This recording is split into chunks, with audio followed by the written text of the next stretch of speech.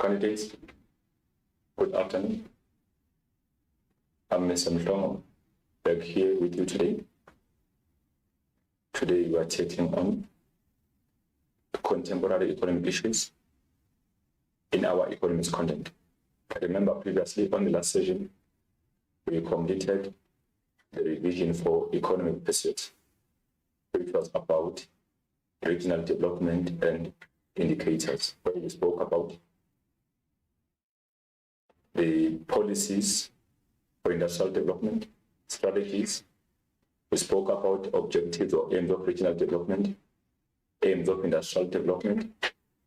We also spoke about South African handovers to industrial development or regional development. We also spoke about the best practices of regional benchmark. Then we spoke about incentives to promote industrial development in South Africa. Under indicators, we spoke about economic indicators as well as social indicators. We tackled 3 essays on our previous lesson. So today, we go further. We are starting the revision on contemporary economic issues. The topic of the day is inflation. One of very much interesting topics in economics that can be found in your paper 2, mainly in section A, which is question 1, section B under question 3 and question 4, section C under question 6. So under this topic, we have 2 essays that we will be taking care of. Firstly, we have consequences of inflation, and then we have measures to combat inflation. Remember that this content is a part of paper 2 in economics. So please join me. Let's see what is available for you on the pocket. So these are the lesson objectives that will be achieved during the course of this lesson. At the end of this lesson, you will be able to mention and describe different types of inflation. You will be able to briefly discuss inflation targeting in South Africa. You will be able to briefly discuss causes of inflation. You will also be able to discuss or briefly discuss causes of demand pull and cost push inflation. And then also you'll be able to discuss in detail consequences of inflation, which is an essay. You will be able to discuss in detail measures to combat inflation, which is also an essay. So I'll put this down on an essay. And then we'll go further. This is the lesson body. So this provides us with the layout of the lesson. The types of inflation. Remember, we need to break down the topic or the context of inflation. We regard inflation as a significant increase in the general price level of goods and services over a certain period of time. If we talk of inflation, we mean there is a sustainable increase or sustained increase or significant increase, meaning the increase in general price level should not be the minor increase. Then we can say we have an inflation. If we have different industries in the economy, they must be affected, 90% of them must be affected, not only 10% of those industries being affected by the increase in prices, then we say it's an inflation. Inflation is all about the significant or the sustained. When prices are increasing more and more in variety of industries within the economy, then we can say we have an inflation. Remember that inflation is informed by 2 indicators, namely the consumer price index and the producer price index. How does it work? CPI figures are published in a monthly basis. They're published month to month. As they're published, they are given to give us a light or a glimpse of what might happen in the next few months on inflation or general price level.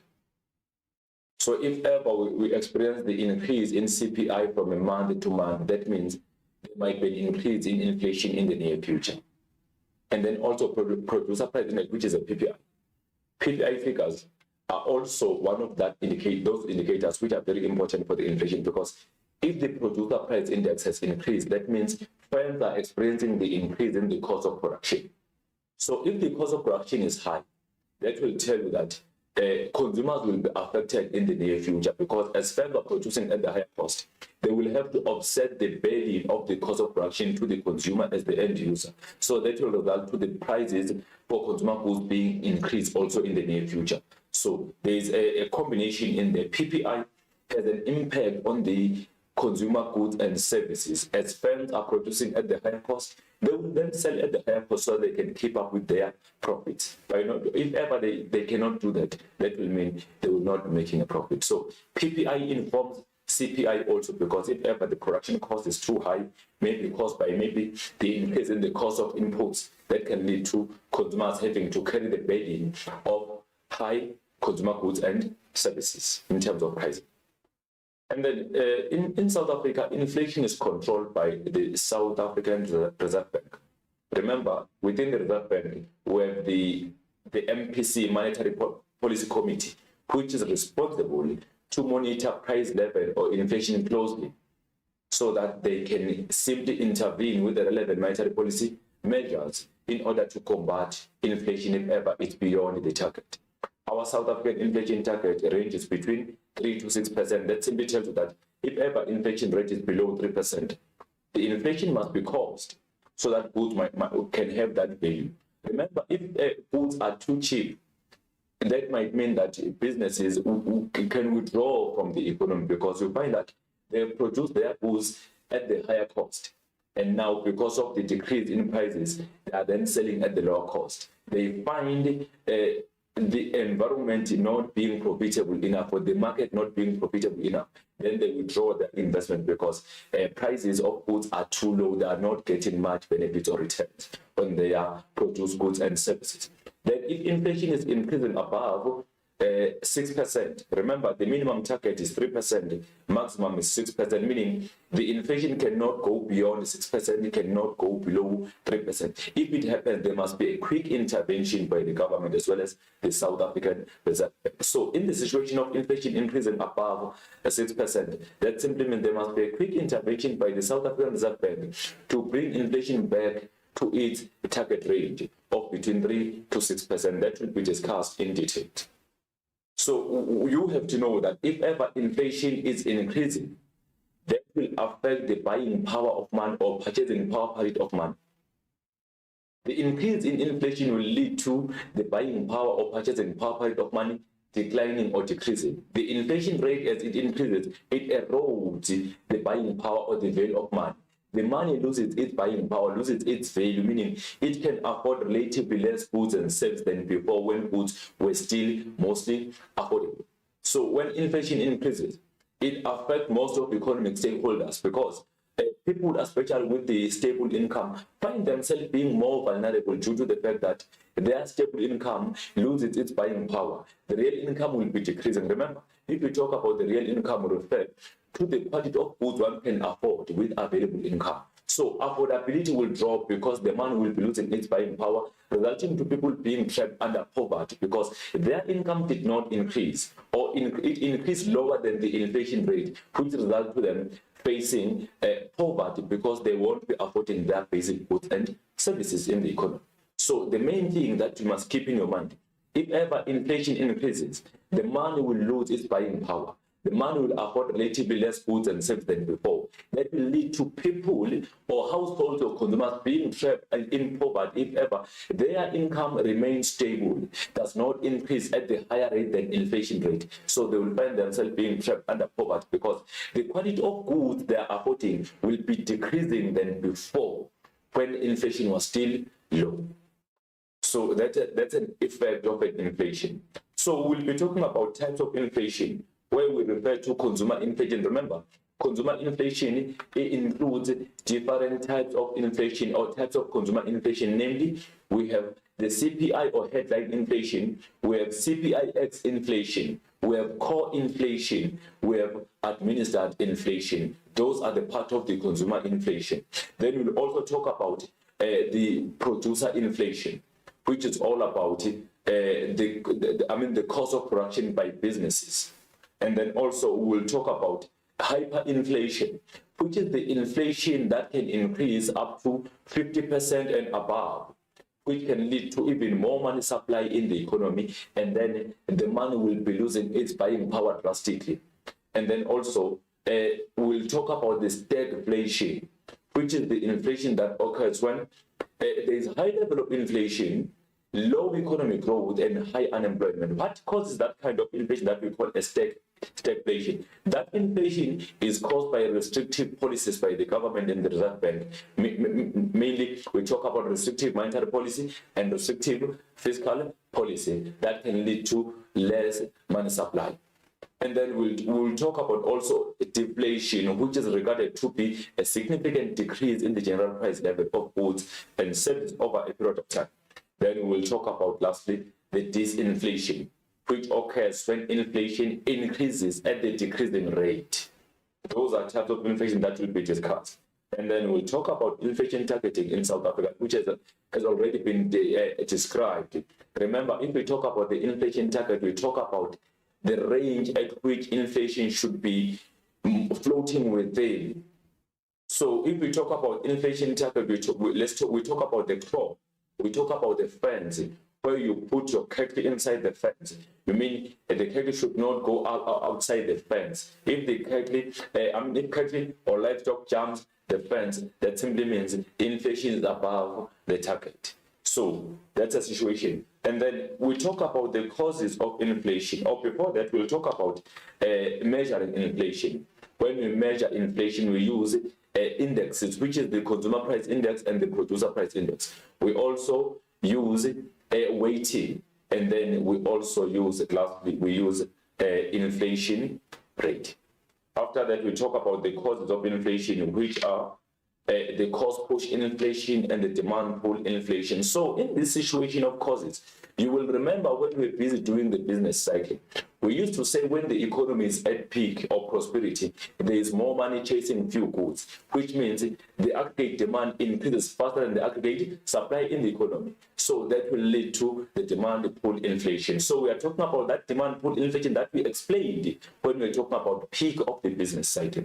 And then the cost push inflation, we are referring to the cost of inputs, or the increase in the cost of inputs within the businesses or the industries. And then we will discuss those causes, and then we'll talk about effects or consequences of inflation, mainly to debtors and creditors, to taxpayers, unemployment and poverty, industrial peace, etc. That will be discussed as an essay. And then also we'll discuss in detail measures to combat inflation, meaning measures to make inflation the problem of the past. So that is the content for today. So the inflation concept. So we say inflation is a sustained and significant increase in the general price level of goods and services over a period of time. So for inflation to occur, the following should be considered. Prices must increase continuously, not just the price increase once. Price must increase continuously. Hence, we say it's a significant increase or sustained increase in the general price level. And then we talk about the increase in prices should be across all goods and services, not limited goods. Like I said, if maybe we have 5 industries that we are concerned with, there must be the increase in price for those for goods and services provided by those industries across, maybe 98%, then we can say we have inflation. Not only one industry having its goods being increased, then we say that's an inflation. It must be across goods and services. And then it should not be limited to certain goods and services. We continue with the inflation concept. So we know, like I mentioned, if ever the inflation increases, the money loses its buying power. What do you mean by that? We mean whenever prices of goods are increasing, you will not afford the same quantity of goods and services as you used to afford before. You will then afford relatively less quantity of goods and services because of the money loses its buying power. The money affords relatively less goods and services within the economy. Hence, we are saying the increase in inflation results to the money loses its buying power. So money we have tends to afford less goods and services than previously. Before, you find that with 100 rand, you used to afford maybe a certain quantity of a specific good, which is a little bit more. But at the later stage, which is now, you find yourself affording relatively less. Why? It is because prices have increased. It is because of the inflation. The money has lost its buying power, meaning it's affording relatively less goods and services than before. The decrease in the purchasing power is notable on consumers' basket as they buy goods and services with the same amount of money after a certain period. Meaning, if ever maybe you have 1,500 to purchase a certain amount of goods, you'll find that maybe generally price of goods are increasing, meaning inflation increases. With that 1,500, at the later stage, you are not going to afford the same quantity of goods and services like we used to do before, like 2024 now. Last year was 2023. The amount of money you used to spend to buy a specific product is no longer the same as this year because inflation has increased. So the money has lost its buying power, meaning now you are affording less goods and services in 2024 compared to last year because prices have increased. Purchasing power parity. Assume that the consumer is budgeting 12,000 per month to afford all household and services expected in the year 2019. So you used to pay 12,000 to afford all of your goods that are the basic as a household. Now, in year 2020, you have to budget 13,500 because now your 1,000, I mean your 12,000 is no longer affording the quantity of goods that can serve to the whole month. Now that means you must add a 1,500 to keep on affording the same quantity of goods because compared to last year, your money has lost its buying power because of the increase in prices. So in 2021, prices continue to increase, resulting to the budget constraints. So in the following year, which is 2021, you find that prices are increasing also again. So you cannot afford the same quantity of goods you used to afford in 2020. That will mean now, with the 13,500, you cannot afford all of those goods and services. So you need now 15,000 to afford the same quantity of goods and services. That tells you that year after year, the money keep on losing its buying power and the budget constraint keep on increasing until households or consumers will top up their budget to keep on affording the same quantity of goods and services. This simply indicates that as inflation increases, the purchasing power parity of money decreases. It affords relatively less goods and services. You know better. Your money used to afford more goods and services last year, but the same goods and services cannot be afforded now with the same amount of money. You need to add more in order to afford the same quantity of goods and services. That simply means the money loses its buying power or purchasing power if ever inflation increases. We say inflation erodes the buying power of money. The money loses its value because of inflation, meaning it can afford relatively less goods and services. So here we go. In 2020, we assume we used to afford this quantity of goods and services. You can see luxuries are there with the amount of money that you are having. But the following year, which was 2021, then you were only affording this basket for goods and services. What does this mean? This means that in 2020, your money had more buying power. But in 2021, the buying power of money dropped because of the increase in inflation. You can see, compare 2020 to 2021. In 2020, a lot used to be afforded by consumers, but in 2021, consumers or households are affording relatively less goods and services due to the fact that the money they have is now affording relatively less goods and services unless they top up their budget. And then also, in 2022, you come across another scenario whereby consumers are affording relatively less goods and services compared to 2021. So that simply tells you that year after year, money keep on losing its buying power because of the increase in inflation. The purchasing power parity or the buying power of money drops or decreases as the inflation increases, meaning people find themselves affording relatively less goods and services because of the increase in inflation. The inflation target. So the inflation target is the inflation rate for which inflation must not exceed or go below, meaning inflation needs to float between that target range. It cannot go beyond, cannot go below. Yes, it can, but if it happens to do so, going above or going below, there must be an immediate intervention by relevant stakeholders, which include the government as well as the South African Reserve Bank. So in South Africa, inflation target range is between 3 to 6%. That simply tells you that according to the South African Reserve Bank regulation, inflation rate in South Africa must not decrease below 3%, must not increase above 6%. If ever inflation decreases below 3%, that simply means goods are too affordable consumers. Consumers will be benefiting, they will be main beneficiaries in the economy if inflation is decreasing below 3%. However, producers will be affected negatively. Why? Because as inflation decreases, while there are goods that have been produced, there are machines that have bought, they bought their machines at the higher cost, they produce goods at the higher cost, but now they have to sell them at the lower cost because of the decrease in inflation. That will lead to them not being profitable. That will result to them withdrawing their investment, meaning there will be disinvestments in the economy due to the fact that there is a deflation, price that decrease drastically. Remember, inflation is there to give the value or monetary value on goods and services. So if the inflation increase above 6%, there is also a problem because now that means goods are too expensive for consumers. Some consumers find themselves without any upward adjustment on their income or monthly or weekly income. So for that reason, they will be trapped under poverty or they won't be affording basic needs, which will create social instability. So there must be intervention also, which is immediate by the South African government as well as South African Reserve Bank.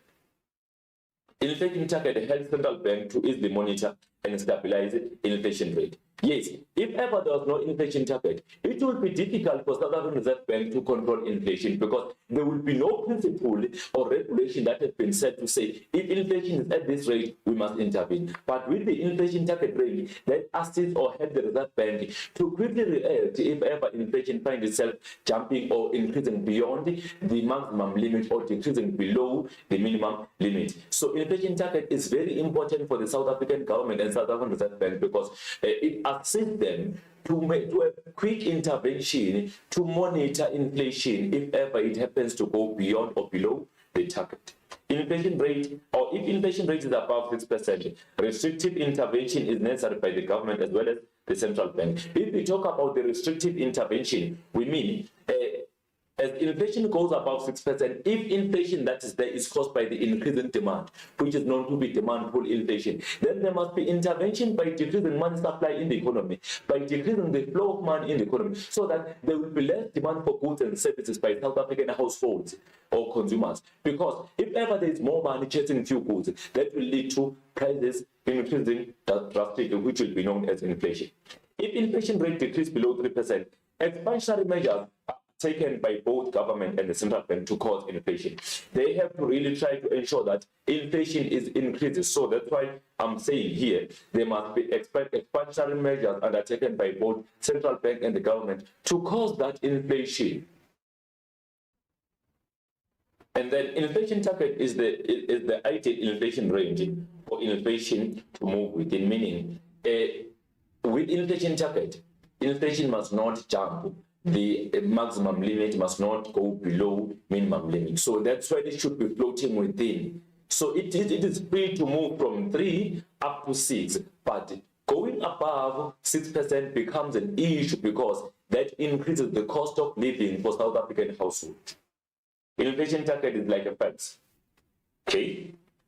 And the inflation is the children that should play within the area. So if you have the fence, children must only play within the area, not beyond the area. So occasionally the children jump the fence. If ever children jump the fence that has been created as a part of what you call the inflation target rate, the South African Reserve Bank will try to bring children back into the fence or fence area. So bringing them back into the fence area, that means we want to bring, inflation rate is above the maximum target range. We want to bring it back to float within the target range.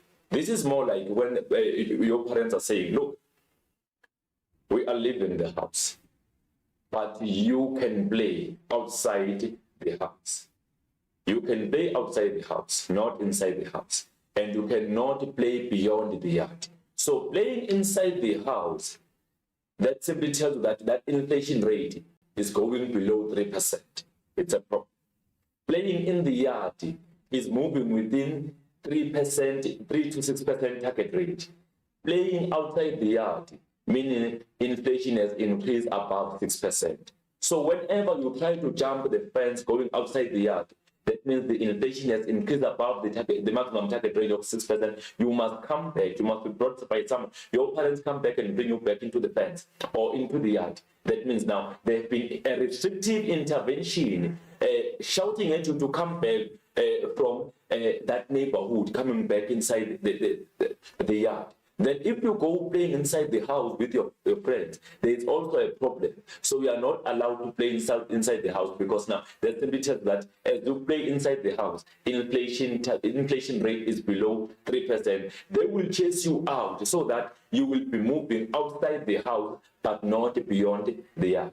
So the South African Reserve Bank uses that as a target range to ensure that inflation doesn't go beyond, doesn't go below. If it happens to do so, there must be a quick intervention to ensure that inflation moves within its target range. Currently, inflation rate is around 5.1%, but if it increases beyond 6%, the South African Reserve Bank uses repo rate to try and bring inflation back into its target rate of between 3 to 6%. So our repo rate is the main instrument under monetary policy used by the Reserve Bank to bring inflation rate within the target rate. For instance, if ever inflation is 7.4%, that means that children have jumped the fence. Have jumped the fence, and the South African Reserve Bank must bring them back. So that's what I'm trying to explain to say. If you go beyond the fence or beyond the yard, that simply tells you that inflation is above the percentage, which is 6%. If you play inside the house, inflation is below 3%, you must be pushed out also. So either way, going outside the yard, going inside the house is a problem, because according to the regulations, which is the inflation target range, we have broken the law. You must not play inside the house because the inflation is below target range. You must not play outside the yard, because the only flow that we are given, or the playing field given, is to play within the yard, not inside the house, not outside the house. So how do we measure inflation? We use indexes. So indexes are used to measure changes in general price levels within the economy. So in this situation, we have the CPI, which is the Consumer Price Index. Remember, the CPI is concerned with consumers. It's concerned with the cost of living for the household and consumers. It doesn't talk to businesses. It talks to consumers. So with the CPI, we normally say in definition, it measures the basket for goods and services for typically average South Africans. Remember, I said before, the CPI figures are published in South Africa mainly in a monthly basis. From a month to month, they are published as an indicator to measure if the inflation rate will be increasing or decreasing in the near future.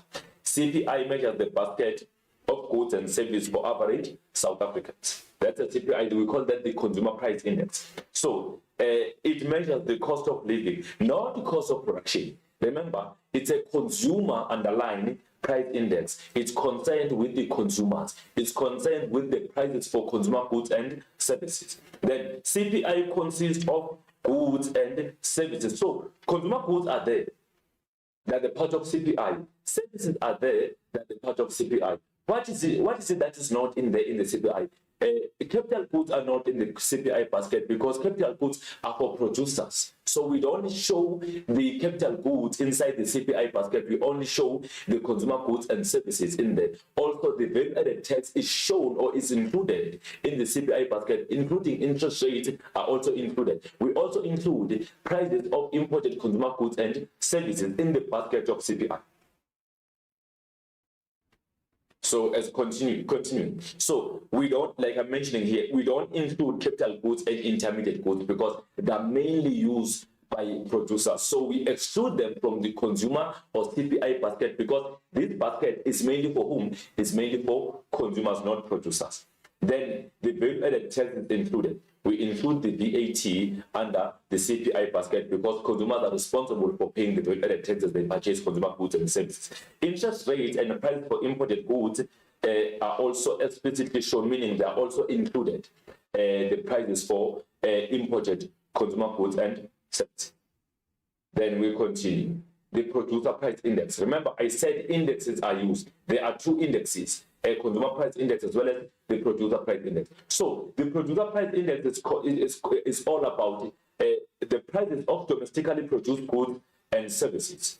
the cost of production. It's all about the cost of production, meaning it's not for consumers, it's mainly for producers. And inside the PPI basket, we have capital goods as well as intermediate goods. So that tells you that whatever that is included in the CPI basket, it is not included or it is excluded in the PPI basket. For instance, we exclude consumer goods and services here. We don't include the consumer goods. Why we exclude consumer goods and services? We exclude them because they are mainly for consumers, not for producers. Also, we exclude the value-added tax. We also exclude the effect of the interest rate under the PPI basket. And then we include the prices of imported capital goods and services. So services are excluded. They are not the part of the PPI. And then also, prices of imported capital goods are also included. They are shown in the PPI basket. So if ever are given a chance to give the difference or distinguish between CPI and PPI maybe for 8 months, you must be able to answer that question, because now you give the definition, you define. After that, you tell us that CPI is concerned with the cost of living for the household and consumers. And then PPI is concerned with the cost of production for industries or businesses. Within the CPI basket, we include consumer goods and services. We include the value-added tax. We include interest rate. We also show prices of imported consumer goods and services. And then under CPI basket, we don't include capital goods because capital goods and intermediate goods because they are concerned with who producers. And then you go to the PPI. You will tell us that under PPI basket, we include capital goods, but we exclude services. We exclude consumer goods, we exclude value-added tax, we exclude interest rate, but we do show prices of imported capital goods and services. We don't include value-added tax under the producer price index. And then the weighting. So how does the weighting work? So to overcome the problem of differences in the importance of an item and index in an index, a weighted index number makes the figures directly and comparable. The weight reflects the relative importance of an item. So we check the importance of an item, we compare two items, we check their importance based on the monetary value to see if item A and item B, with the amount of affording item B, you can afford item A twice. But with the amount of item A, you cannot afford item B. So in that section, we are looking at the importance of a product comparing two different goods or services. If food is given the weight of 30% and housing is given the weight of 15%, it means that a change in the price of food is twice an importance of a change in the price of the housing. That's what we are talking about. We look at the importance. If food, the importance of the weight of food is 30% and the weight of housing or houses or shelter or property is 15%, that means the weight of what the weight of food is twice the importance. So it's too much important compared to the weight of what of housing. You can check. If food become most important, even generally, then as much as they are both basic needs, but yeah, food is most important compared to this other part, which is housing or shelter. But we need them both. So that's why we compare the weighting, the importance of two goods and services. And then also we talk about inflation rate. So inflation rate can be calculated as soon as consumer price index has been calculated. It is very important for you to know that for us to be able to obtain inflation rate figures, we must have what we call the consumer price index. CPI must be there. CPI is used to calculate the inflation rate. Inflation is always expressed as annual rate. So normally inflation is calculated or expressed in an annual rate. We can calculate it per quarter from one quarter to another, but after all, we use an annual rate where we compare one year to another. We compare 2023 to 2022 and see if the inflation increased or decreased. What was the situation? We check the inflation rate trends over the 2 years. As much as we can have the quarter to quarter, but the main focus will be when we compare 2 years as we look at the trends. The most common practice is to compare the index for a particular month with the index of the corresponding month in the previous year, meaning on a year-to-year basis. For instance, now it's August. We will be checking maybe July 2024, comparing it to July 2023. That's when we use a year-to-year annual inflation rate to see how much was the inflation rate comparing those 2 months from one year to another. The result is then expressed as the percentage increase. And then we continue. The index for the particular month can be compared to the index of the previous month. Yes, we do that. If we use months, we compare the index of this month to the previous month. And then within the same year, for example, on the month-to-month basis, it is often also compared to quarter. Remember, the quarter is a period of 3 months. Normally, our quarter in South Africa will be having we have a first quarter, second quarter, third quarter, and fourth quarter. Be reminded that our first quarter begins at the beginning of April and ends at the end of July. So it's April, at the end of June, it's April, May, June, the first quarter. And the second quarter will be July, August, September. Third quarter, October, November, December. Fourth quarter, January, February, March. So we have 4 quarters in our financial year in South Africa. So we happen to compare from a quarter to quarter. And then also we have then inflation rate calculation. We say CPI for the current year minus CPI for the base year over CPI for the base year multiplied by 100. Let's check. Don't be confused if given actual figures now. The current year will be, let's say, for now we don't have actual inflation figures. Let's say we have 2023 and 2022 inflation rate. Our current year, given the data or information on the table, will be our 2023. It will be our current year at the time. And then 2022 will be our previous year or the base year. Divided by what? Divided by the base year figure multiplied by 100. That will be giving us the inflation rate. And then example, remember, South African inflation target, the range is between 3 to 6%, should not go above, should not go below. If ever there is such, there must be an immediate intervention. Assume that CPI for 2021 was 110, and then CPI for 2022 was 125. Then calculate inflation rate for 2022. Show all calculations. How do you do? Then let's go. We say CPI, inflation rate equal to CPI 1, which is our current year. 2022 is our current year in the situation because it's the latest year according to the data given to us, minus CPI 2021, which is our CPI for the previous year if you compare 2022 to 2021, and then divided by CPI 2021, and then multiplied by 100. Let's substitute. That is 125, which is our current year, minus 110, which is our previous year or base year, over 110, which is our previous year, multiplied by 100. Remember, don't be confused. Also, we know that our base year prices in South Africa are 2015 price according to the South African Reserve Bank. But in the situation when you are giving a year to year, there might not be any 2015. You come across 2023, 2022, meaning your current year will be 2023 because it's the latest year. Your previous year will be 2022. So don't confuse the system. If you are not given those 2015 figures, you focus on the given information because you compare those 2 years. So after substitution, we go further.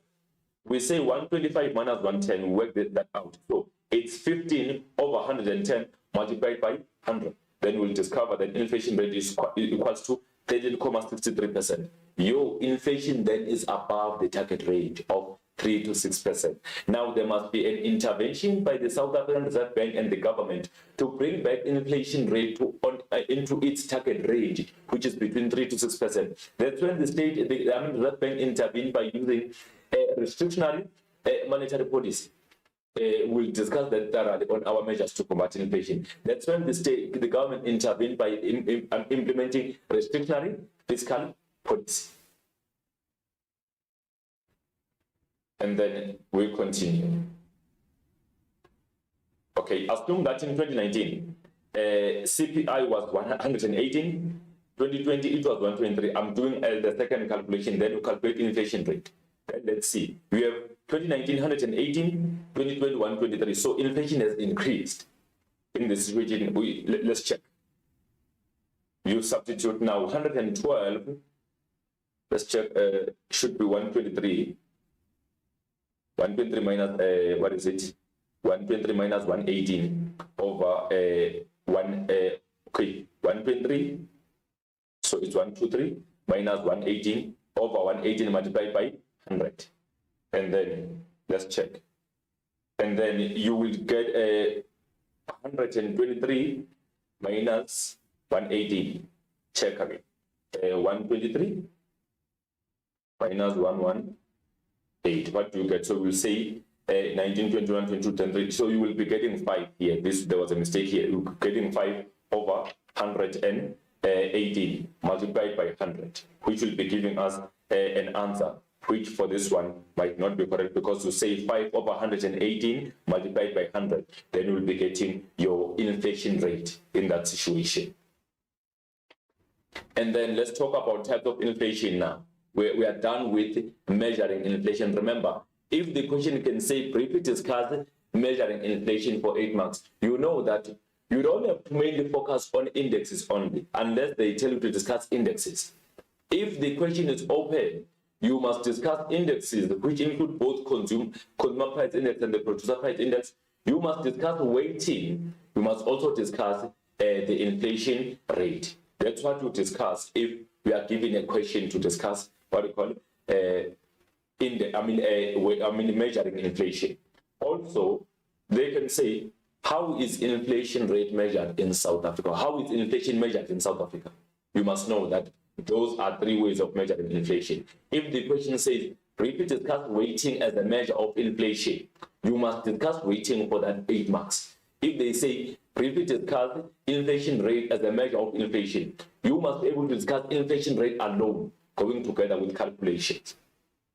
So we have consumer inflation, so which is a sustained increase in general price level of goods and services that consumers pay for in the economy over a period of time. So we are talking about the increase in price of consumer goods and services. So we have the following. We have the headline inflation. Remember, the headline inflation refers to the inflation that has not been adjusted.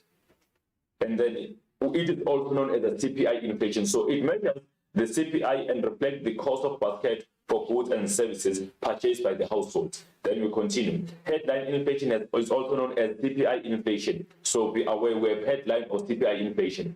And then headline inflation is unadjusted. It includes effect of mortgage bond. It has not been adjusted, meaning the effect of interest rate or mortgage bond have not been removed. They are included. So it has not been adjusted. This is the actual inflation that we see in daily basis. But then we have another one that's opposite, which is known as what you call a CPIX inflation. If we talk about the CPIX inflation, we refer to inflation that excludes mortgage bonds, meaning it has been adjusted. So this kind of the inflation does not include mortgage bonds or interest rates. It excludes them, meaning that this inflation has been adjusted down. That simply tells you that the CPIX inflation will always be lower than the CPI or headline inflation, due to the fact that CPIX inflation has been adjusted. The effect of mortgage bond has been removed, while the CPI or headline inflation is unadjusted. It includes the effect of mortgage bond. Then we have the core inflation. Also, core inflation has been adjusted because it does not include the prices, the goods and services with highly volatile prices. If we talk about volatile prices, we talk about prices that can increase and decrease anytime. They are inconsistent. They can change now and then. In this situation, we talk about the price, like price of red meat. It changes anytime. The price of fuel, it can change anytime. So we exclude such goods and services in this basket for core inflation because they are inconsistent. They change anytime. This is the consumer inflation, which is based on adjusted CPI inflation rate. It excludes goods with highly volatile prices, such as fuel, red meat, etc. So it's also a part of the adjusted inflation. So if the question says, mention any 2 examples of adjusted consumer inflation, you talk about CPIX inflation as well as the core inflation. Then we continue administered inflation. In this situation, we refer to the inflation that occurs based on the prices of goods and services that have been set by the government. So administered prices are prices of goods and services that are set by the government or controlled by the government authorities, such as property taxes, sanitation, refuse removal, water, electricity, fuel, paraffin, etc. So this kind of the inflation will prevail because of prices that are administered or set by the state or the government. And then we continue. Now we are done with the consumer inflation. We move to the producer inflation. So the producer inflation is sustained increase in cost of production over a period of time. Remember, in this situation, we are concerned about the producers now. Producer inflation is measured by the producer price index, which is PPI. Remember, we spoke about the PPI back to say it includes mainly capital goods and intermediate goods. And then we continue with all-inclusive inflation. So it is the inflation calculated for the economy as a whole based on the GDP deflator. If we talk about GDP deflator, we refer to a situation whereby nominal GDP figures are converted to real GDP figures. So we regard that as a part of GDP deflator. Hence, we say GDP deflator is a measure of inflation against specific base year and is used to convert GDP at the current prices to GDP at constant price. Remember, GDP at the current prices are known as nominal GDP figures, and GDP at constant prices are known as real GDP figures. So nominal GDP figures or GDP at current price are converted to GDP at constant prices or real GDP figures in order to discover GDP deflator. So GDP at current prices refers to GDP figures that have not been adjusted for inflation. The current prices have not been adjusted, but the constant prices have been adjusted because they exclude some effects in the economy. Then we talk about the hyperinflation. So this is the type of inflation that can increase drastically up to 50% and above. This kind of the inflation results to the money loses its buying power drastically. It will lead to more money supply, but that money will be worth less because the value of money will be dropping drastically. So this refers to extremely rapid and substantial changes in the overall level of prices, up to 50% per month or even more. So it means that inflation is out of control and its level is not predictable. It also called a runaway inflation. So if we talk about the hyperinflation, we refer to the runaway inflation. When the price levels increase so rapidly that people lose confidence in the value of money, it can be difficult for the economy to operate. So if ever we come across hyperinflation, that means investors will totally lose confidence over the economy. Households and consumers will lose confidence over the country's economy because they will be carrying a lot of money just to afford minor products due to the fact that their money will be worthless because of hyperinflation. Hyperinflation is accompanied by increase in money supply that will result to the currency of the country becoming practically worthless, meaning you will be carrying more money just to afford the minor product because your value or the currency is worthless, does not have much value because of hyperinflation. We continue with the stagflation. So this is another type of inflation which occurs when there is high level of inflation, high unemployment, and lower economic growth. Those three components exist. So there is lower level of economic growth. There is also high unemployment rate and high inflation rate. These things are the main components of the economy. If you come across high level of inflation, and then at the same time you have lower level of economic growth, and then you also have a high level of unemployment, that simply means our inflation is stagnating. This is caused by the intervention of the State or Reserve Bank using restrictive measures in the economy. And maybe implementing restrictive monetary policy by decreasing money supply. At the same time, you come across a situation whereby people will be losing their jobs. As people are losing their jobs, also that will lead to lower level of economic growth, decrease in economic growth, and then at the same time, inflation is too high. So that is a mess in the economy because most of the important components of the economy are negatively affected. It's normally caused by, occurs due to restrictive monetary and fiscal policy measures by the government as well as South African Reserve Bank to prevent inflation. That's when there's an improper intervention by authorities to prevent inflation while they are causing the spillover effect by affecting all other economic components. Inflation, this one is referred or is known as the sustained or significant decrease in the general price level over a period of time in the economy.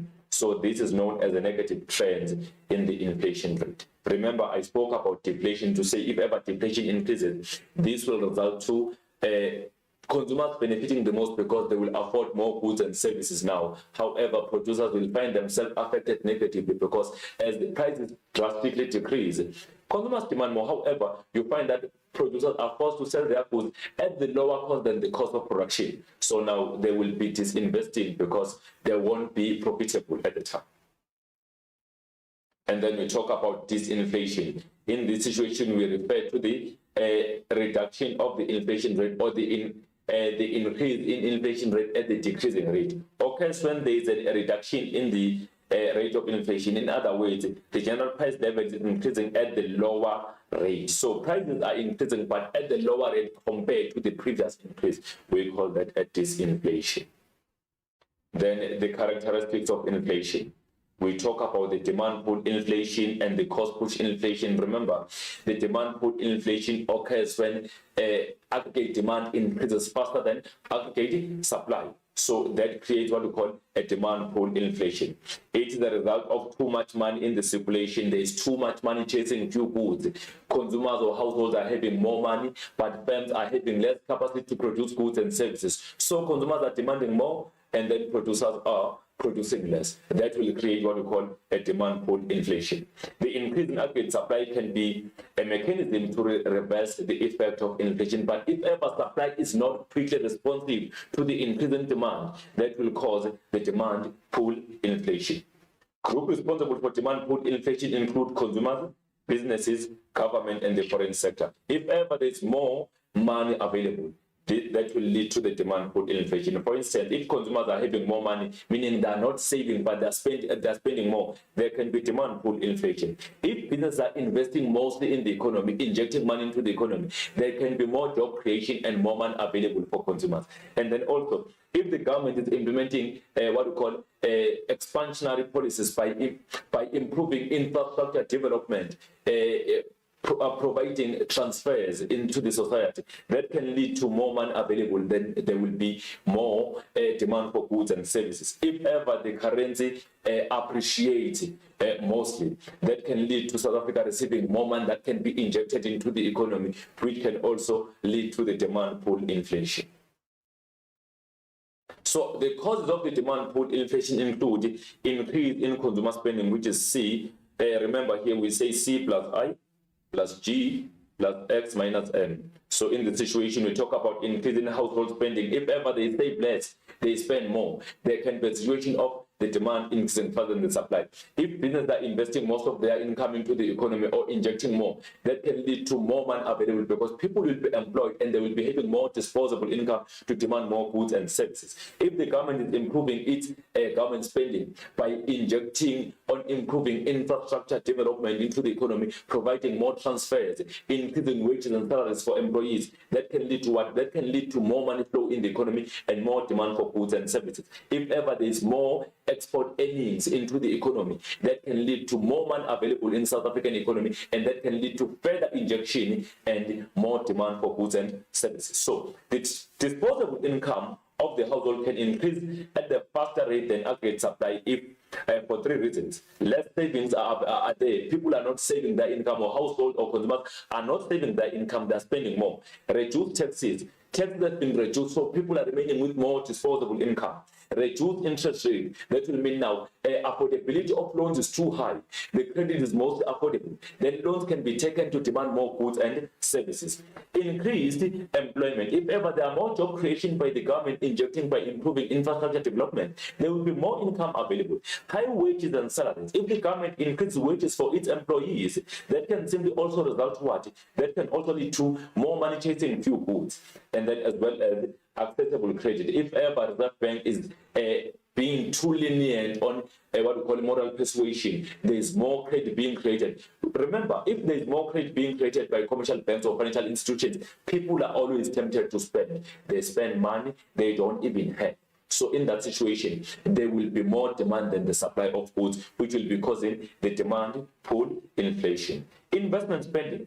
So in this situation, increased profits by businesses may lead to the increase in the level of investments by business. So if ever businesses are becoming more profitable in our in South African businesses, in South African business environment, what is going to happen? That will lead to them investing even further to reap more profits, and that will have a situation of having them demanding more factory materials in the economy, and then also new machinery will be demanded, new buildings will be built for business to operate, and that can lead to also inflation.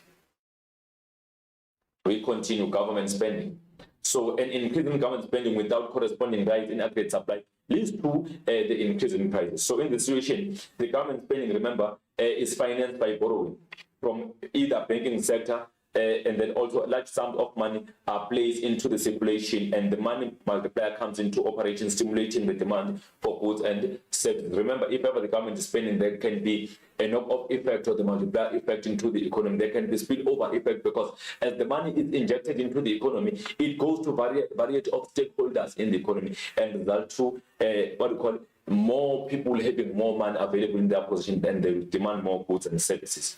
Remember, when the government increases spending, it might be injecting more money on improving infrastructure development, which will lead to more job creation. The government can create more jobs. The government can increase wages and salaries for its employees. If that is happening, that will mean that people will be having more disposable income, only to find that the goods that they will be demanding will not be available in large capacity, because firms are faced by supply constraints. They are faced by supply challenges. Remember, in South Africa, for instance, they lack proper machinery to produce, the large amount of goods and services. So that's why we come across a situation whereby we have the demand pull inflation. The foreign earnings. So an increase in export without an increase in local production will cause inflation, because goods and services leave the country and reduce the volume of goods available locally, which will lead to what? It will lead to the increase in inflation domestic. Local price will increase to dampen local demand, as there are few goods available in South Africa. That will simply lead to what? It will lead to local businesses increasing their prices to try and prevent the excessive demand for goods and services, and that will cause what we call the demand pull inflation. Continuously on the demand pull inflation, reduction of taxes. If ever taxes have been reduced, we talk about both the direct and indirect tax, that will leave households and consumers with more income. For instance, if the value-added tax has been reduced or decreased, that will mean the real income by the household will be increasing, meaning they will be affording more goods and services, because now taxes have been lowered. So as they afford more goods because of lower taxes or value-added tax, that can cause inflation. If ever direct taxes have been reduced for households, for instance, let's say the personal income tax has been reduced, household will remain with less, with more disposable income, which will mean the money they have, if they don't save that money, they will be spending that money in the economy, which will then result to inflation. The increase in disposable income results to more money spent on few goods and services within the economy. Accessible credit. In this situation, we talk about a situation whereby commercial banks become more lenient on creating credit, to the point that we know that consumers will always be spending more if ever there is more credit available, and that will be putting pressure to producers to produce more. What if they have the supply constraints? They won't be able to supply the demanded goods, and that will lead to the inflation, because businesses will then increase the price to reduce the pressure on the demand. Availability of credit is in the form of credit cards, personal overdraft, and loans will make it possible for people to buy things they would not be able to afford in their monthly income, and that will be putting pressure on businesses. If the level of production does not increase in the economy, prices will then increase due to the scarcity. Accessible credit is caused by reduced interest rates, or maybe relaxed moral persuasion or moral suasion. More money supply. So if remember, money supply will occur because of expansionary fiscal and monetary policy. So the expansionary monetary policy has an increasing effect of the onto the money supply. Decrease repurchase rate or repo rate, decrease reserve requirement ratio, and then also purchase of financial securities from commercial banks, and also relaxing moral persuasion has an effect of increasing money supply into the economy. And then also less savings. If ever households are having more income and are saving less, spending more, that can result to what we call the demand pull inflation. Increased demand without the increase in supply increases prices significantly. This is the graph where our price, real GDP, or the quantity. Originally, we have our aggregate demand, aggregate supply, and then the quantity is Q, the price is P. That is our equilibrium there. Then let's check. The demand pull inflation can only be expressed in the situation. The demand increased faster than the supply. You can see AD moving to AD moving to AD1. Then in that situation, there is the new equilibrium indicated there. After that, we come across E1 as the new equilibrium, and then prices are increasing from P to P1, and the quantity will increase from Q to Q1. That is the only quantity demanded. The quantity supplied remained at Q, but the quantity demanded increased to Q1. So what is going to happen? Firms will decide to increase the price to ease the burden because now consumers are demanding more goods than they can be supplied, because we can see the supply is remaining constant. Let's check. The graph illustrates the increase in aggregate demand from 80 to 81, and a single aggregate supply remains. You can see AS remain there, and then as the aggregate demand increased to the AD, the price level and production output will also increase until full employment is reached. The initial increase in the demand will have a positive influence on the production, employment, and income. But when full capacity is reached, meaning firms cannot produce anything extra, they have reached their apex or highest level of production, further increase in demand will lead to the price increase. And then monetary's view on the inflation. Monetary's believe that inflation is caused by the increase in money supply in the economy. Yes, we believe that. They have a view that the increase in the money supply will cause an increase in the aggregate demand on goods and services. Yes, that happens. An increase in the demand without a simultaneous increase in aggregate supply will cause existing suppliers wanting more money for their goods and services as the demand exceeds the supply of goods and services. In this case, consumers are willing to pay. So the question can be, if we discuss monetary's view on the inflation, monetary has a view that inflation is caused by the increase in money supply. If ever there's more money chasing few goods, that can lead to the inflation increasing. So if aggregate demand increases more than aggregate supply, there can be inflation. Then the cost push inflation, we are still on the cause of inflation.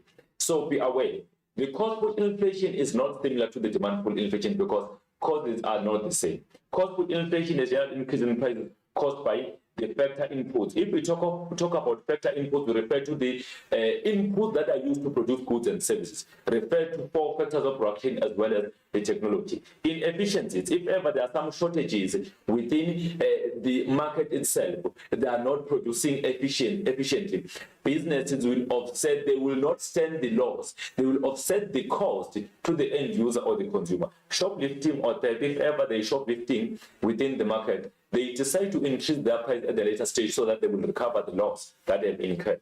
It is caused by the supply side of the economy, since prices increase as a direct result of the rise in the production cost. So this one is mainly focused on the cost of production. If the cost of production is relatively high, that means now the PPI is high. That will lead to the cost push inflation. The kind of the inflation in the economy will be the cost push because it is caused by the factor inputs. It is caused by the increase in the cost of production in the economy. So these are the causes. Wages.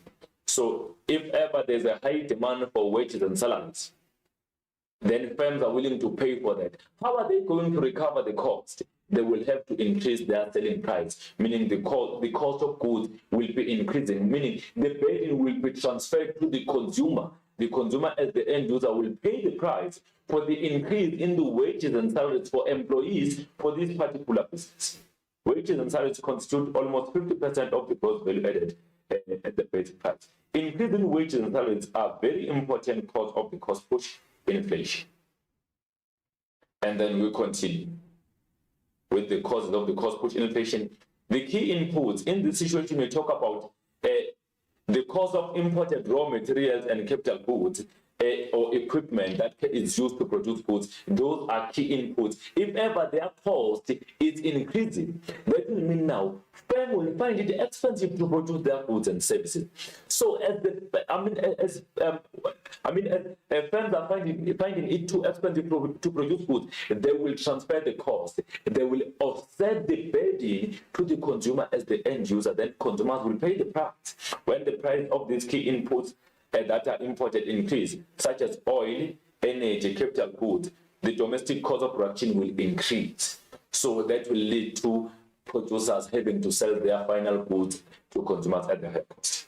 Depreciation of the exchange rate. Remember, if ever the currency or exchange rate depreciates, it loses its value. So if our currency loses the value or depreciates against other world currencies, that means imported capital goods will be relatively expensive in South Africa. As they become expensive, the cost of production for domestic business will also be high. For that reason, we have a situation there of businesses will have to produce at the higher cost and offset the cost burden of their production costs to the consumer.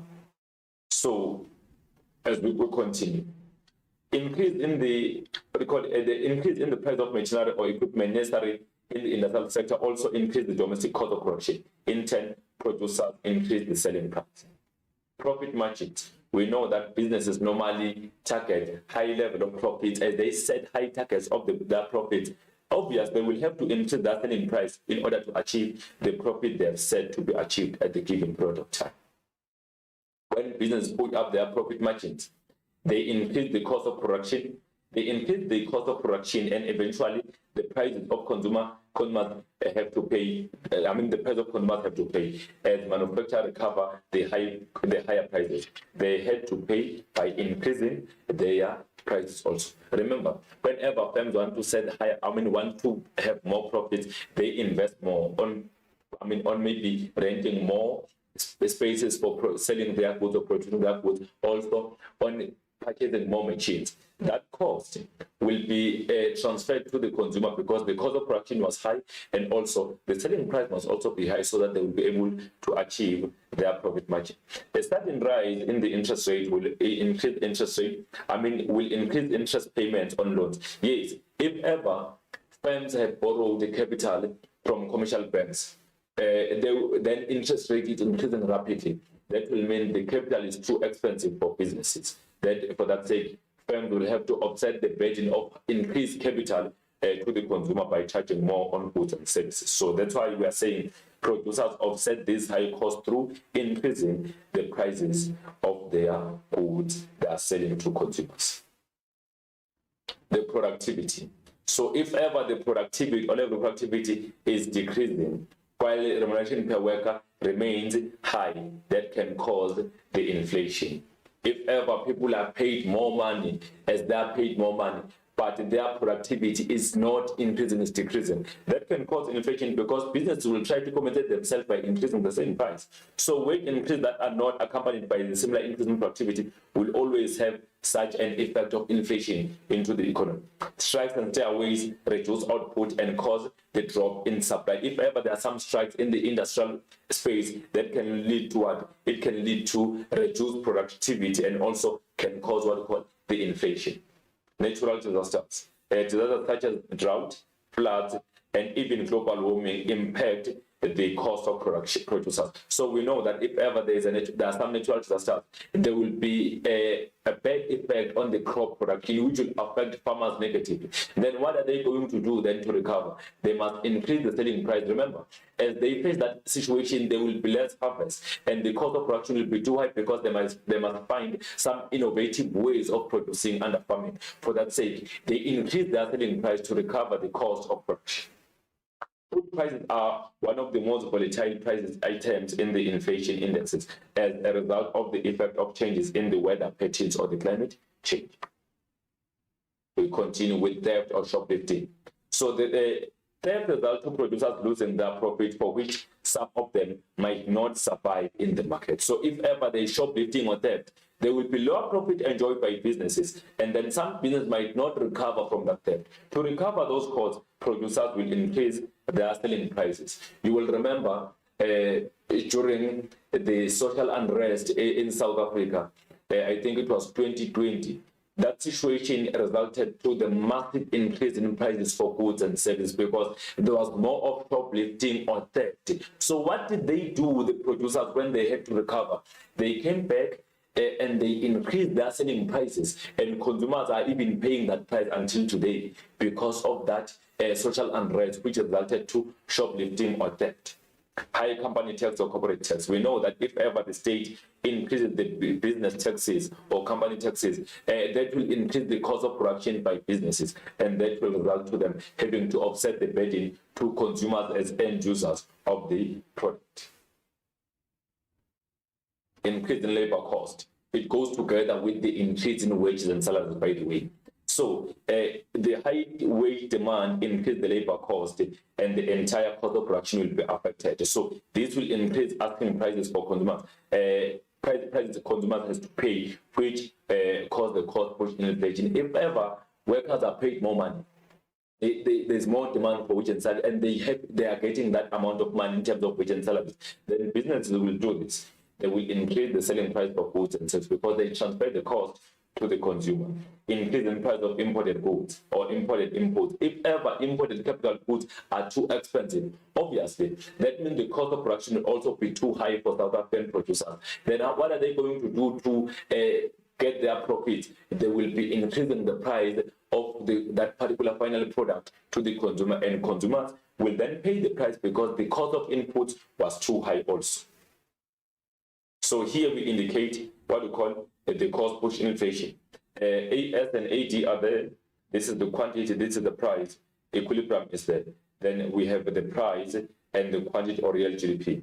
Then our AS has shifted from AS to AS1, meaning it has declined, caused by the previous causes that have been explained. So if ever the quantities AS declined from right to the left, we have a new equilibrium there, which is E1, and then our price increased from P to P1, our quantity decline, quantity supply will decline from Q to Q1. This is causing what we call the cost push inflation. Maybe the cost of fuel has increased. If the fuel cost has increased, find themselves faced by the high cost of transporting raw material for that sake, also the high cost of distribution. That will lead to the increase in prices within the market because they have to recover the cost of transportation for both raw materials and consumer goods.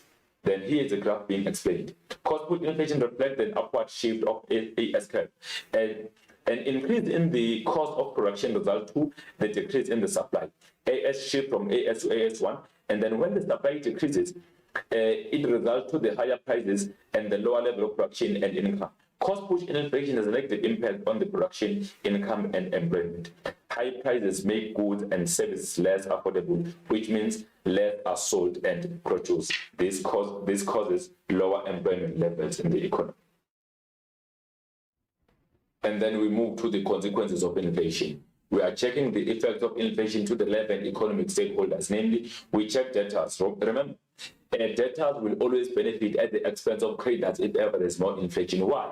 Debtors will borrow money with more buying power and pay back with less buying power, especially if ever the interest rates are increasing at the lower rate than the inflation rate. It is therefore important for the interest rate to increase faster than or at the higher rate than the inflation rate, so that creditors will benefit if ever there's an increase in the inflation rate. Because as debtors are borrowing money from financial institutions, they get money while it can still afford more goods and services. But as they pay back in the monthly payment, they pay back while it can afford relatively less goods and services. Hence, we are saying debtors will always benefit at the expense of creditors because they borrow money with more buying power and pay back with less buying power, especially if the interest rates are increasing at the lower rate than the increase in inflation rate. So, borrowers benefit from the price increase.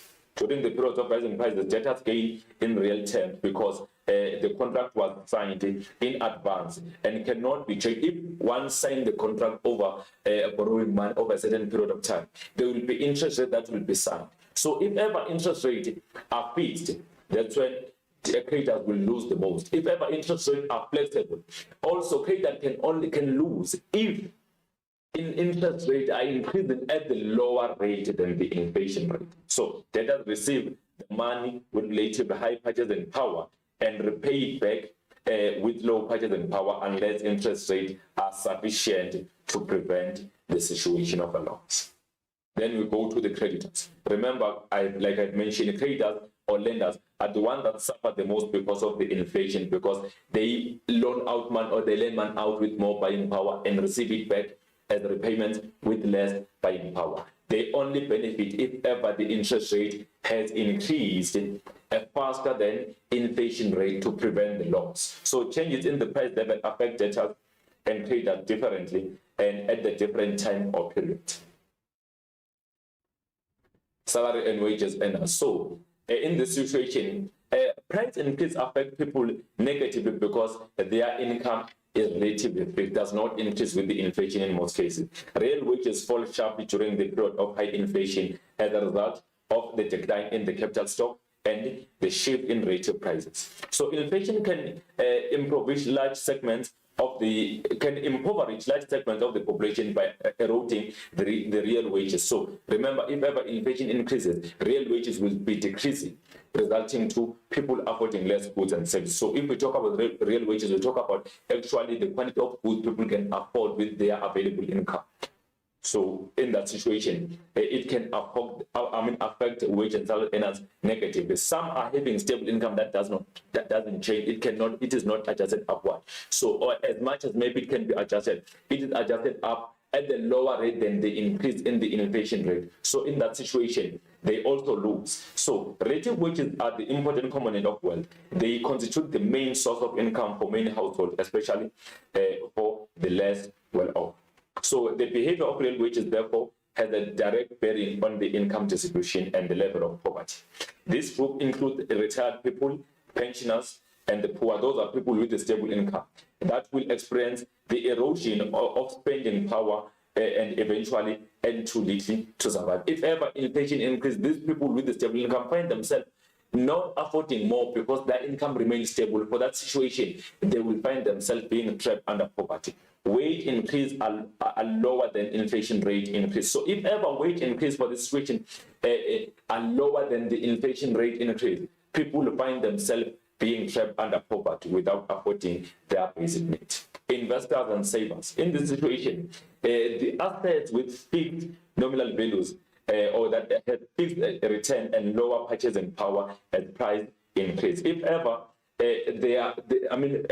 investors have invested on the fixed nominal values, the inflation might increase beyond, so that can lead to investors losing because they've invested on the fixed nominal values. Purchasing power is reduced unless interest rate is above the inflation rate. So in this situation, interest rates are very important to prevent the loss by investors, savers, or what you call debtors and creditors. People who invest in negotiable instruments such as shares often benefit from increase in inflation because during the period of inflation, interest rates are increased to encourage savings. And then you continue still with the investors and savers. Investors in assets with flexible market value gain when inflation is increasing because their assets will be, with the flexible market value, increase at least proportionally to the rate of the inflation. So if ever they've invested on the flexible values, they will be gaining the most because as the inflation increases, the interest rate will also be increasing. They will be benefiting. Often the prices of these assets are increase more rapidly than the increase in the general price level. We talk about the price of the property or housing in this situation.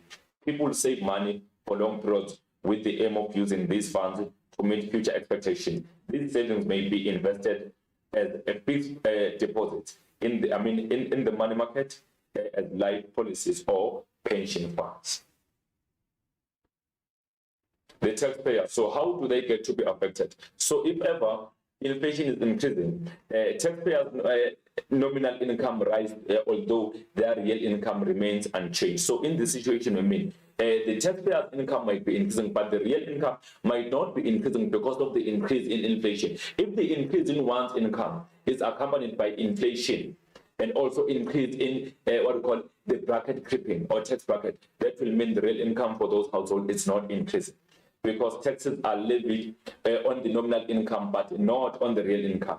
And this affects the purchasing power for what we call taxpayers. Taxes are levied on nominal income and not on the real income. If the income tax bracket remains unchanged, inflation increases the average rate of personal income tax. It increases the average rate of the income tax. That individual will have to pay higher taxes even if they are actually not better off than before. So you find that the income has not increased, but inflation has increased. That means now, with the increase in inflation, it increased the amount of money payable to the tax rate and also to that part of the inflation. So people find themselves being worse off because, or taxpayers find themselves being worse off in that situation. So also, we come across a situation whereby income for the household increases. As the income increases, and then it shifts an individual from one tax bracket to another.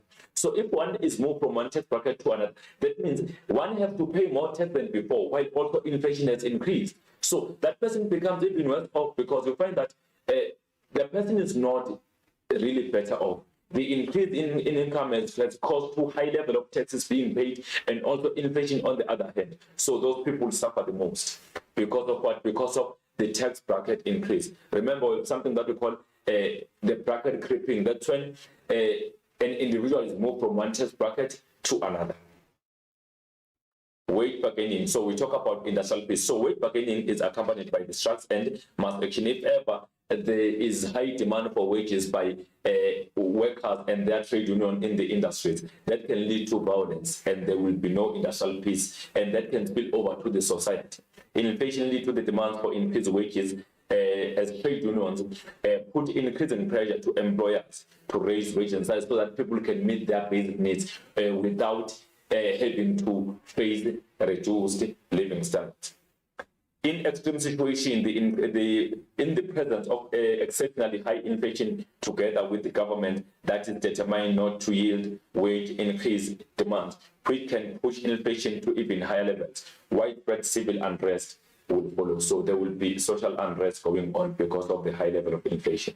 The balance of payments. How does inflation affect the balance of payment? So with the country with a high rate of inflation normally find itself facing the following situation. If ever inflation is too high, our goods will be sold at the higher cost abroad. And then if our goods maybe are faced by the issue of being replaceable or they are demand elastic, they will easily be replaced abroad, meaning the demand for those goods will be decreasing. So while the imports are increasing, so that will mean imports will increase faster than exports because exports are too expensive. As that happens, it can result to BOP deficit because there will be more imports and less exports. So if a country's rate of inflation is higher than that of its trading partners, the price of exported goods increase while the price of imported goods will be decreasing. So the demand for exports will be lower, demand for imports will be high if ever our exports are demand elastic. For that reason, imports will increase faster than exports, which will cause BOP deficit. So this leads to the loss of competitiveness and in this, in the export market, leading to the decrease in exports. So cheaper imports have a negative effect in the country's balance of payment because remember, if imports are more than exports, that can lead to the trade deficit in the BOP. The loss of competitiveness can be a result of the increased unemployment within the country. Then we continue. Unemployment and poverty. So the effect of inflation is uneven because of its. It does not benefit anyone. It harms most, some less.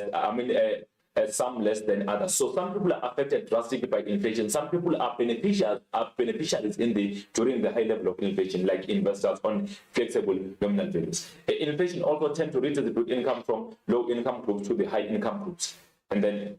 This is because people in the low income groups do not have assets that can rise in the value faster than the rate of inflation to help them overcome the effect of the inflation. So powerful groups such as trade unions, large companies, and wealthy people are able to increase their share of the national income and wealth at the expense of disadvantage because their assets will be accumulative during a high level of inflation due to the fact that interest rate will be increasing and they will be accumulative even faster. So they normally benefit at the expense of people with lower income.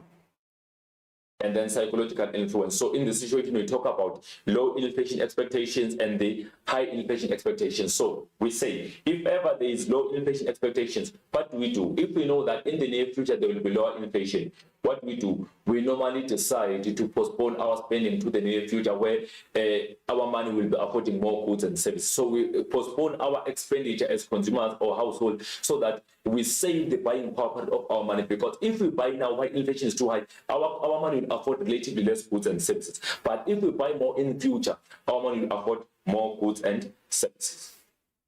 Allow consumers to postpone their consumption or expenditure by reducing the pressure on price increase. Give households confidence that inflation rate will be low in future and encourage them to save more of their income than spending now. They can spend their money in future. Reduce panic buying, so consumers or households cannot they cannot panic buy their purchasing goods and save. They will relax, expecting that inflation rate will be lower in the near future. Then we can buy some of our goods and services.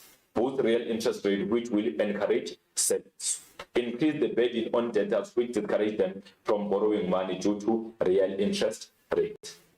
So what if we have a situation of high inflation expectation? We expect to experience more inflation. What will happen? So if ever we expect to have more inflation in the future, there will be a panic buying. We will be buying more goods and services now to save our buying power or purchasing power of money so that we can afford more goods and services now. Businesses can decide to produce more goods and buy more raw materials now so that in the near future, when they face inflation, they are not highly affected. So prompt consumers to engage in panic buying when they expect prices to rise, thereby increasing the pressure on the prices to rise. And then make households to save less, thereby leading to excess demand for goods and services. Decrease the real interest rate, which will discourage the savings, and then reduce the burden on creditors as they will receive their money at the higher interest rate. So then we talk about measures to combat inflation. On this one, I will be quick because we are running behind of time because of the fact that our chapter is too long. So combating inflation, restrictive fiscal measures and monetary measures are implemented by the government and South African Reserve Bank. It is done to decrease the level of demand in the economy since too much money chases few goods and services. The decrease in the aggregate demand is a pressure on supply since the demand decreases to match the aggregate demand and reduce the inflation. So we have the fiscal policy that is used. We talk about restrictionary fiscal policy, government spending. So in the situation, the government can cut down the expenditure or postpone spending on investment in the economy by postponing some projects or reduce wages and salaries for its employees, or postpone or cancel some existing infrastructure projects so that there will be less money flow and less demand for goods and services. The government can decrease its borrowings to finance expenses and cut the budget. That can reduce the quantity of money in circulation. That can simply lead to less demand for goods and services. And then we continue. The government can also intervene by increasing taxes. Remember, if ever the state intervenes by increasing the personal income tax, what is going to happen? Households will remain with less disposable income, then they will be demanding less goods and services. So there won't be excessive demand. Also, increasing indirect tax such as VAT will lead to the selling price of goods and services becoming relatively expensive for consumers. Then they will be discouraged from demanding more goods and services. So they will be affording relatively less goods and services. Implementing a surcharge on imported goods will curb spending on imported goods. So if ever the state intervenes by imposing some levies on imported goods, there will be less demand for imported goods and services. Then we talk about the monetary policy measures, which are measures undertaken by the central bank to ensure prices remain stable within the country, so they don't go beyond and below the target rate. Price stability is achieved through decreasing money supply in order to reduce the demand for goods and services. So this will be done basically by what we call the Monetary Policy Committee, the MPC, as they monitor the changes in prices using the interest rate and other monetary policy measures. So we implement restrictionary or constructionary monetary policy. Repo rate, as we know that repo rate is the interest rate charged by Reserve Bank to commercial banks on their borrowings. So what happens? The central bank can intervene by increasing repo rate, thereby decreasing money supply, because remember, if ever repo rate has increased, commercial banks will follow by increasing their interest rate to which include nominal interest rate as well as what we call the prime rate. As that increases too, there will be credit becoming more expensive. As credit becomes more expensive, household and business will borrow less money from the financial institution, resulting to less money supply and less demand for goods and services. And then we continue with the credit reserve requirement or reserve requirement ratio. So the central bank can intervene by doing what? By increasing reserve requirement ratio. As the reserve requirement ratio increases, what is going to happen? The money supply will be decreasing because banks will remain with less quantity of money available with them. So if the vault money will increase, money supply will decrease. What is meant by vault money? The vault money is the money which is available but cannot be spent, cannot be used, cannot be lent out. For that situation, there will be less money supply available, which will mean commercial banks will have less money to give out as loans into the circulation. That will result to less demand for goods and services in the economy. We go further to the open market transaction. In this situation, remember that the transaction of this nature occurs between central bank and commercial banks strictly, not to the household. So the central bank can intervene by selling government bonds into the open market. We call them government bonds or financial securities or paper assets or shares. They sell them, or central banks sell them to the commercial banks. As commercial banks are buying these bonds, there will be a reduced money supply from the circulation, which will then lead to what? It will lead to less borrowings and lending and less demand for goods and services, because now commercial banks decided to buy bonds from central bank. So if they buy bonds from central bank, they remain with less money available to lend out to their clients. Then money supply in the circulation will be decreasing because of that reason. And then we go further to what we call moral suasion or moral persuasion. So in this situation, in the high level of inflation, central bank intervened by instructing commercial bank to behave in a restrictive manner when creating credit. Because we are aware that if ever there is more credit creation, people who are always tempted to spend, they spend money they don't even have. So in this situation, the central bank can intervene by tightening moral persuasion, by restricting moral persuasion, meaning making it very difficult for the clients to get money from commercial banks. By doing so, the credit creation will be decreasing and the level of credit demand will decrease in the circulation, resulting to less inflation in the economy. We call that what we call moral persuasion or moral suasion. They tighten or restrict what we call moral pressure, making it difficult for commercial bank to create more credit in the circulation so that there will be less demand for goods and services. And then we continue. Inflation targeting. So central bank also intervened by setting the inflation target range of between 3 to 6% to ensure that inflation is highly controlled. It is believed that setting a target inflation expectation of consumers, producers, employers, and the workers will be reduced, and that they will behave in such a way to achieve to set the said target. So they ensure that their behavior as central bank, they behave in a manner that will ensure that they are able to achieve the inflation target that has been set. This raises the cost of credit and reduces the availability of credit to the various sectors in the economy. So now we're combating what we call the demand pull inflation. We need to browse now to measures to combat the cost push inflation, because it will be very much difficult for one to combat both of these cost push and demand pull using the same instruments. You can't use similar instruments. You can use the previous instruments when you combat the demand pull inflation. The cost push inflation requires the supply side measures so that there can be increased productivity within the economy. Then firms will find themselves selling goods at the lower cost. So firms can increase their productivity. Increased productivity are the best option to increase the supply and reduce prices. Remember, if ever there is more supply for goods and services, prices will be dropping down. Wage increase need to be accompanied by the increase in productivity so that there will be less increase in price, or there will be no much inflation. Improving human resource development, like education and training. It is very important for firms and the government to improve human resource development, meaning ensuring that people are trained their skills so that they can be much efficient, ensuring that workers are having access to proper healthcare so that they won't be absent from work. So in that situation, there will be more productivity and more supply within the market or within the industries. This will lead to what? This will lead to increasing productivity. Improvement of technology.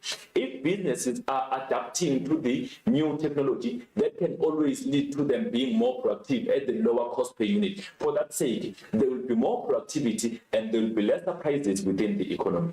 And then competition. The increase in the competition in the market will result to more business being established in the market, and also variety of goods will be produced. Then with more competition, price will be dropping down, caused by the fact that firms are able to be competitive both locally and internationally. So if ever the state decides not to intervene, the state must deregulate, must not intervene too much in the economy, because if the state intervenes much in the market, foreign investors are discouraged from investing in our economy, and that will lead to less competition. But if the state does not intervene to regulate, that will lead to high level of competition in the economy. Import control. In this situation, the state must reduce much intervention on the import control so that there will be variety of goods available in the country's economy. Because if ever there is much import control, that will lead to less competitiveness of industries. So tightening import control negatively impact to the cost of production. This decreases competitiveness of businesses. It's therefore important for the government to implement fair import control measures to avoid inflating costs.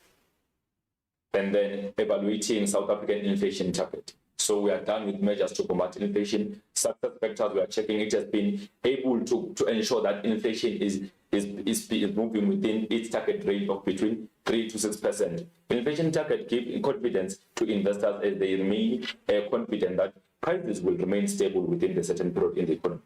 Make consumers feel secured about the future inflation rate because they can have inflation expectations. It reduces economic uncertainties, which create a platform for sound economic growth, and investors will be attracted into the economy. Promoting accountability for South African Reserve Bank, ensuring that it adjusts interest rate if inflation rate goes below or above its target rate.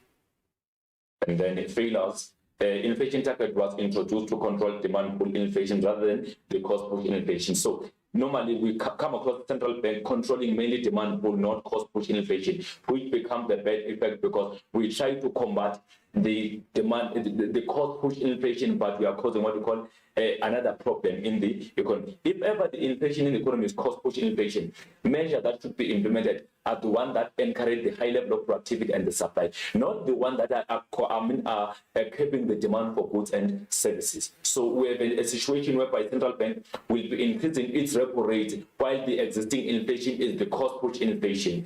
The state must intervene under the government side by implementing strategies that will improve the productivity and the supply of goods so that the cost push inflation can be combated. So in South Africa, we have an issue of central bank combating inflation in the same way, regardless of what kind or what cause of the inflation is it.